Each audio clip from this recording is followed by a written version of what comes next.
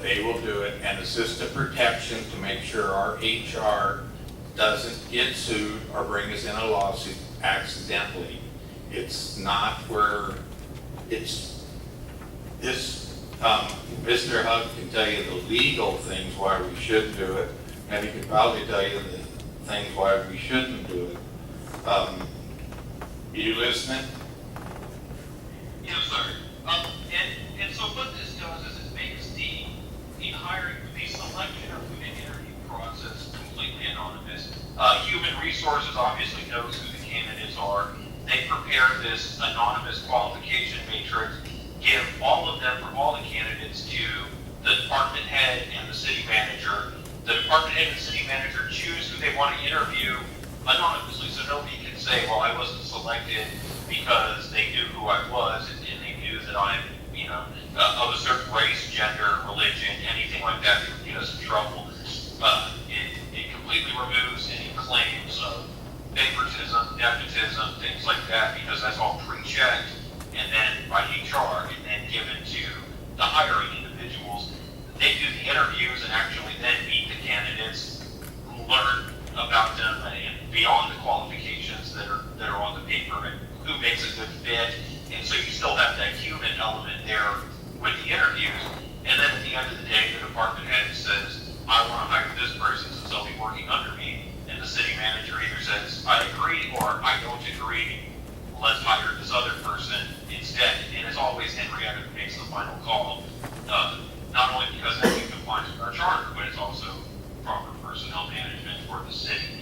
And so that it's just a way to allow so that we don't have any of these complaints. And it is more and more of a common thing where the hiring individuals don't know until they get to the point where there's interviews and there's 3 or 5, however many they want to interview, and that's left up to the manager and the department head. And then at that point, they actually know who the candidates are. Chris, hold on, Councilwoman Cantu. Council. Well, it's still the same, Chris. You're still gonna interview the person, and if you didn't wanna hire that person, start off with, hey, well, you know what, you're not gonna end up hiring them. You're gonna go back to whatever person that you felt that you wanted to do, if that's what you're trying to prevent. But I think it's, we got a good process right now. I don't think that we need to be changing anything. Is there something legally that we're gonna having to change? We don't have a process right now if you're reading the book, the policy book. Is that true, Mr. Attorney? That's correct. We do have, and we've adopted all of the, of course, we're going to respect all protected classes in reference to that. What this would do actually is just actually to document the process. Not that we have, well, we're lucky that on this budget we have several vacant positions. We had several last year. We did add some additional positions. However, this would just actually document who's there, because everybody keeps asking, the council asks, why did this person get into it? Is that person qualified or that person's not qualified? We would probably attach the job description to it as we go out for the ad and what we advertise for. So it's just, this is the first time I saw it tonight, but it looks like just something that we can document to paper to say, this is the reason why not we were actually even interviewed, because not everybody who applies gets an interview, and I think that's the biggest question. So how have you been hiring people in the past? I usually build, it doesn't have a document. This is So are you saying you've been doing it illegally, or? What I'm saying is that I didn't have this paperwork. But It's required to hold do on. so. Don't Because what you're doing tonight is giving me a directive to use this type of application. No, but I said, It was done before. what have you been doing in the past? In the past, what we've done is we have the job description that usually goes out. We place it in the local paper as well as TML. And then we assess going through and say if this person has the qualifications or not. And then I usually only interview the people who have the qualifications. Now, if you ask me to go back and take the last one. So you do have a process? We have a process. I don't Okay. have the document. You don't have that paper, but you have a process? Yes, sir. It's a resume. And if you get the matrix, it doesn't mean that it's not guaranteed that they are most qualified. People can be qualified and have certifications, educations and all that, and still be lazy. It's not gonna give you a guarantee like that you're gonna get the most qualified person. No, no paperwork will be able to do that. You definitely have to have, to use that term. Thank you. It's not, it's documentation to keep us out of lawsuits. The resumes are the Councilwoman, same. could you, Okay, it's documentation to keep us out of lawsuits, not to pick the qualified. That's the hiring manager, and the city manager is the one that says if they're qualified or not, and they're not paperwork, they're a human. This here is documentation. This here will keep the people from saying, why didn't I get an interview? Then Mrs. Margaret can say, you didn't meet the basic criteria. Or Connie, Mrs. Turner says, you didn't meet this. It's paperwork that backs us to keep somebody from coming back and saying, you discriminated against me. It's this paperwork to keep us in modern times, to keep us out of lawsuits. It's not changing their experience on hiring the right people, but we don't have any paperwork according to the city policy on how to document the people we hire. You give a job Because- description. Hold on. Now, council, I'm gonna ask you one more time, do not interrupt each other. I will allow, and I will let each one of you talk at one time, but not over each other. Councilwoman Cantu? Because, the handbook that you copied, but you added a whole bunch of stuff, wasn't that the one that you were, going by, Ms. Turner? yeah, I'll say, what we have done traditionally is that I keep track in the file of all of those that I interviewed. So my interview questions, I have standard interview questions that I ask all my candidates, the same question. I'm grateful to do that. This paperwork would say why, would document why they made the level of the first cut, which we never documented before. So that's what this would do. Did I misspeak? No, exactly right. Are you a veteran? Yes, you get extra points. Are you not a veteran? No. Are you a disabled veteran? You get more points. This is a federal law now. We have no documentation if a veteran's ever came to work here, except if you read it, but that points goes towards the hire them. We have no true documentation that will keep us out of a lawsuit except going in a file cabinet with a pile of applications. Okay, and Councilman Jimenez? Sorry. Okay. Any other comments by the council? If not, any citizens' comments pertaining to, yes, sir.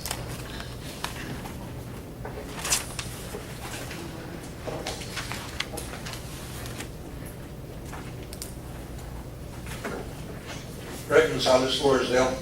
I'm not sure I understand what you folks are doing. If you don't mind, I have some questions and then probably some comments. Let me see if I understand. In my opinion, a process of hiring personnel, people, should have two steps. You should have a department such as we have right now, human resources, that determines basically the qualifications. You know, everything that goes into hiring a person for a position, you know, particular experiences, being a veteran, whatever it is that counts towards a rating, so to speak. And once you determine that, this person's either qualified or not, so many years of this experience, schooling, once you determine, and that should be a human resources person, that person is qualified, then you pass it on to the selecting official. And then, of course, you might have a secondary final decision by the city managers. Is that what you have? Yes, this is a HR form to do their qualifications, and like I say, education, 10 key, computer work, and that's where HR says it meets the basic qualifications to send to the hiring agency.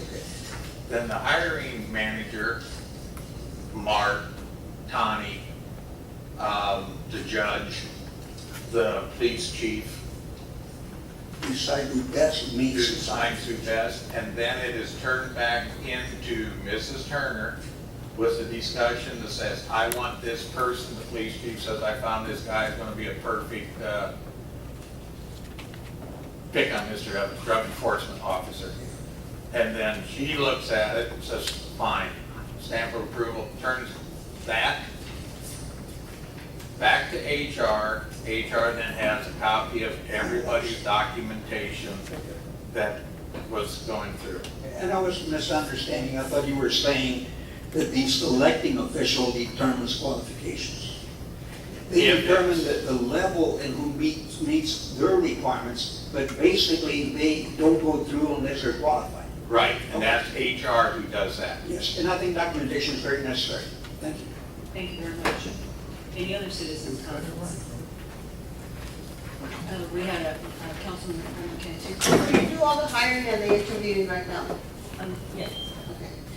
I was gonna say like, on, this new one that you wrote up, Mr. Nathan, on 3.2 methods, recruitments and selections, on, paragraph, the second paragraph, 3.2.2, right there it says, for, the application may be submitted or posted for a minimum of 5 business days.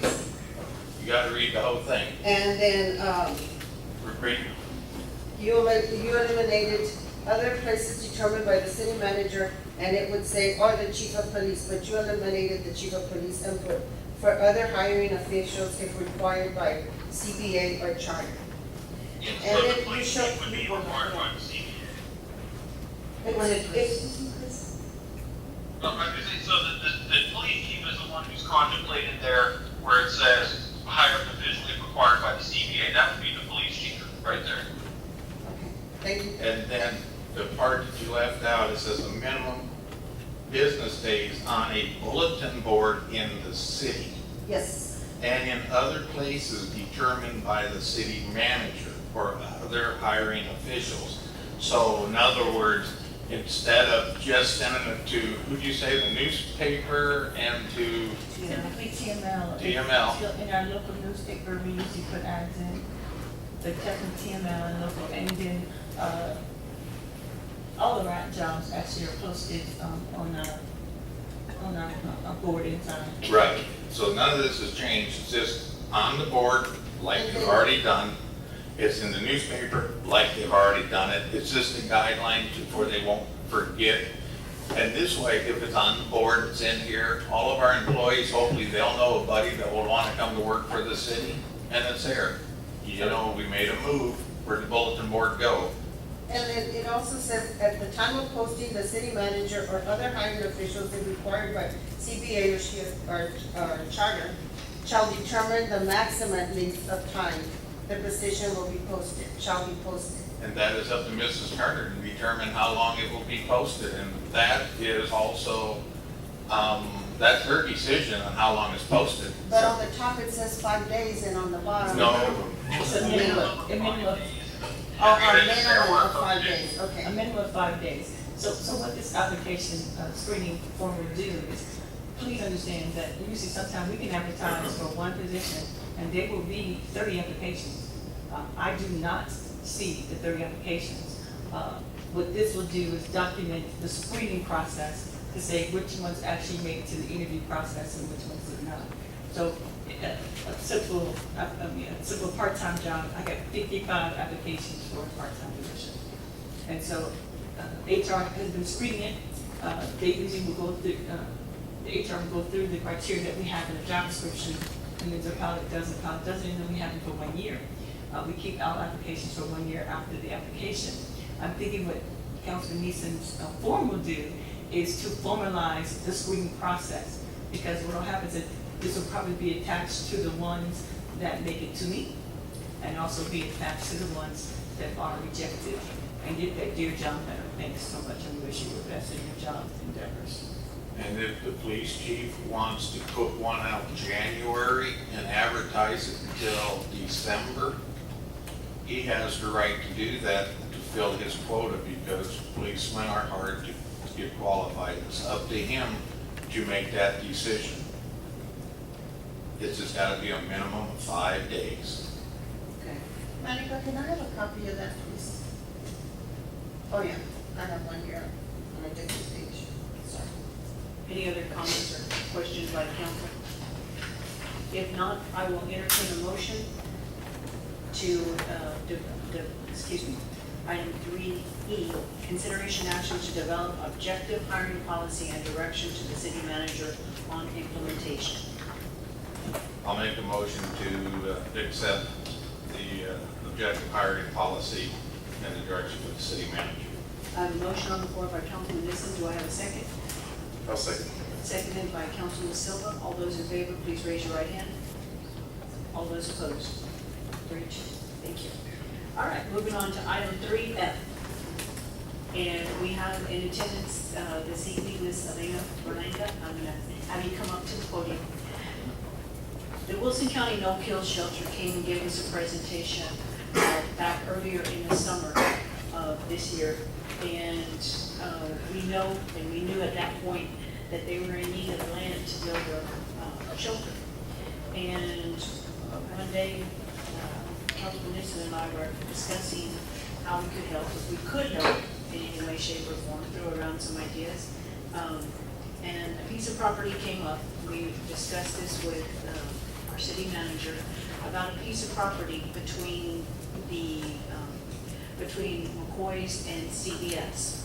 So we sat down just with her, kind of get an idea, and I'm going to pull on our city manager and Councilman Nissen as well in the process that we went through to get to this particular point. Give us a little history on that piece of property, Mr. Turner. This property is located between McCoy's and CVS. It was donated from McCoy's to the city as a park. That was nice of McCoy's, and I appreciate that. However, it's not much of a usable land that we can use for a park. Parking, of course, would be an issue. It's off of a county road. Please forgive me, is it 301? I should probably do that. 301. 301. It's off County Road 301, so it's literally off the beaten path. But after having several discussions, and I'm sorry I missed the presentation, I remember it was in June, I was out of town. But we sat down with our engineer, Intrepid, and asked him to look at that land to be able to do that, because if the city is going to donate or give this to them, I know they had gone to the county to ask for land, I need to say what was buildable, because this definitely, not all this property is buildable. As you can see, it's in your packet, this exhibit here. Isn't that in the floodplain, ma'am? It is in the floodplain. However, I had them to have engineers to indicate, and it's indicated in red, what was buildable.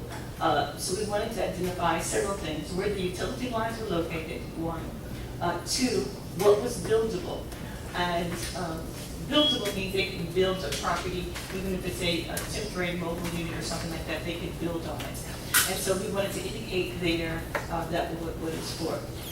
I looked at our land use plan and some of our park thing that we did in a survey that we did when we were looking at doing our park, that this was not a property that we had anticipated using or turning into a park.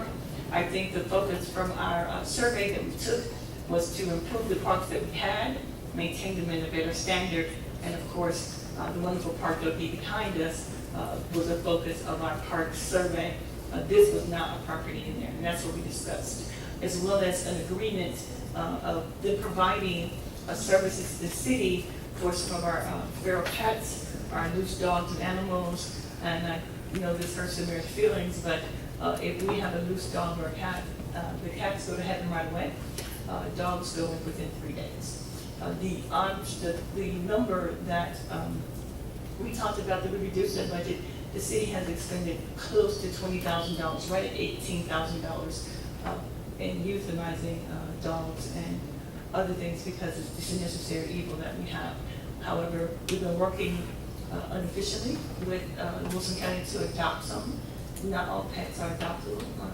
Some dog was abandoned and he just wasn't able to be adopted, and so we had to actually destroy the animal. But those are decisions that the Wilson County, hopefully we can be a no-kill was a goal and the objective we talked about.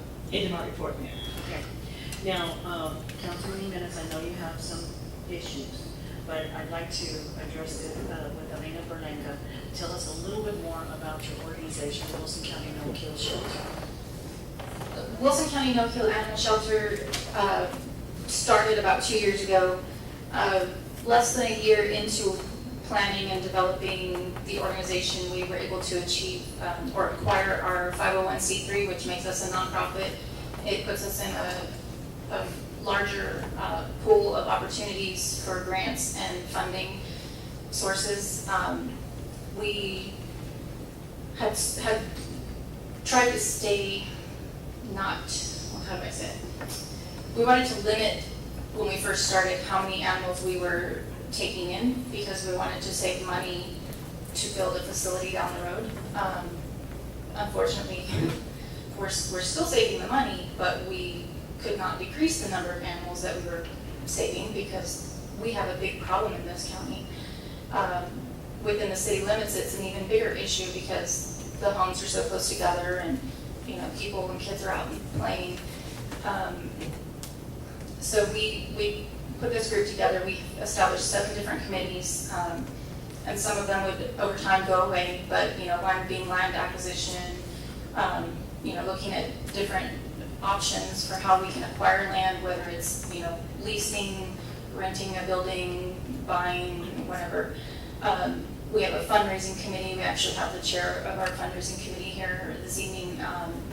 We have a public relations committee, a finance committee, so we have several different committees. We have about 40 to 50 people that are part of this. It's not just a one-man show. And then we have a lot of other people that aren't necessarily filling any positions, and all this is volunteer. Nobody in our organization is paid. It's 100% volunteer. But we have a lot of support throughout the county as well, you know, from just individuals who want to see animals saved and not put down so quickly. We had one today. I was at the vet's office, happened to be there, you know, paying part of our vet bill, and the city Miro brought in a dog that had been held at the city's property, their little holding pen. It was on its 3rd day, so he was bringing it to put it down. And I was there, and another one of our supporters was there, and we talked and looked at the dog, and, you know, okay, he's saved, so he didn't get euthanized today. That's the kind of thing that we're trying to do, and we can do that on a larger scale. We just need to have a place to put the animals. You've seen the property. Yes. That we are talking about. Will that meet your needs? It will. A large part of it, like Mr. Jimenez said, is a flood zone. That can be broken down, separated by some fencing to like meet and greet areas for people that are interested in adopting an animal. Maybe they have a dog already and they want to see if that dog gets along with the one that they're going to adopt. They can go out into that area and spend some time with the animal. We can also use part of it as like a dog park, where in the event it flooded, there'd be no big losses as far as, you know, buildings or anything like that. On the triangular kind of section that Ms. Turner pointed out at the top part of that along 301, if you're looking at it, that piece that's outlined in red, that is actually very good usable land. And we could, I know when we presented our plan a couple months ago, we were looking at a U shape, but if this is the land we have to work with, then we would modify that to be a long, you know, a couple buildings lined up in a straight line. And then from the back side of those, we could put, you know, the animals would be housed inside, and then we'd have runs connected to where they can have a little bit of outside space, but it's fenced. And then each animal would have its own space, or if it gets along with other animals, then we could put, you know, 2 or 3 to a pen. But that way they have more room than just, you know, a 2 by 3 kennel space. If this goes through and we go ahead and give you the land, the Wilson County No-Kill Shelter, the land, there is also an agreement with the city of Floresville. So going over a little bit of the agreement, I know Chris, you've gone over it, you maybe give us some of them. Yes. You've got an amended one up there. The very basic part of this whole agreement is that the Wilson County No-Kill Animal Shelter would be the ones responsible for housing domestic pets, dogs, cats, things of that nature that the city picks up. So we would no longer be housing them at the current little facility. Once we turn them over to the Wilson County No-Kill Animal Shelter, they're not the problem of, but the responsibility of that organization. So if somebody comes looking for a lost dog, we refer them there. If there's a dog that's sick or anything like that, the organization would be responsible for caring for them. It would be done per the amended one that should be up there with y'all, it will be done at no cost to the city, it's kind of because we would be donating the land if that goes through as well. So they would be sheltering the animals at no cost to the city. If somebody comes by to pick up a lost pet, they would pay whatever fees the shelter charges for care while the animal was in their care. And then as well as they would have to pay the city's licensing fee, which is $5 right now, and that would be remitted to the city since it's a city fee. So it's kind of a win-win. It takes a lot of the financial burden off of the city because we're not paying to euthanize animals. It's a good public relations win because nobody likes to see dogs or cats euthanized, and so this would hopefully lead to a complete no-kill.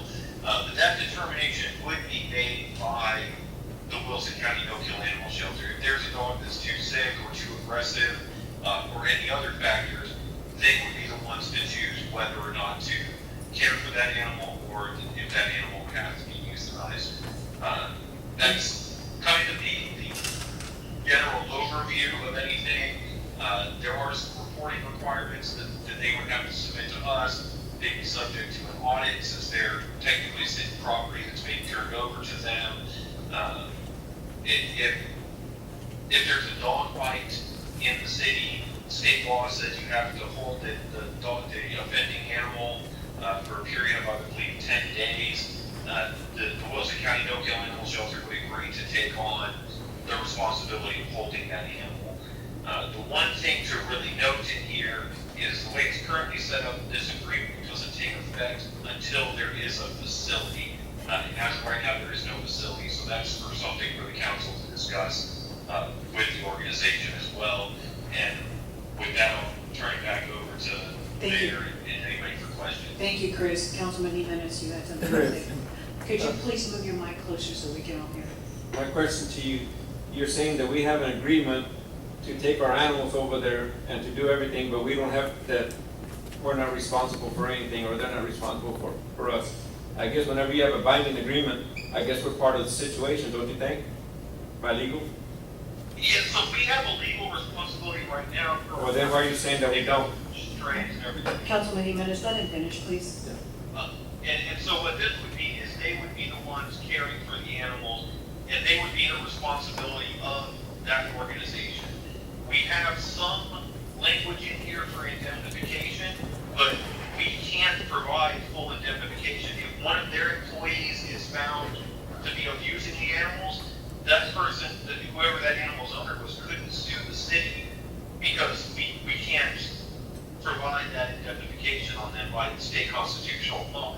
So once we turn the animal over, then the organization would be assuming the legal and care responsibility for that animal. Thank you, Chris. Chris, when did they give us that land? McCoy donated that land to us shortly after they finished construction of the building. Which was when? I 2012. don't quote me on this, but I think it was either 2014 or 2015 when they actually gave us that land.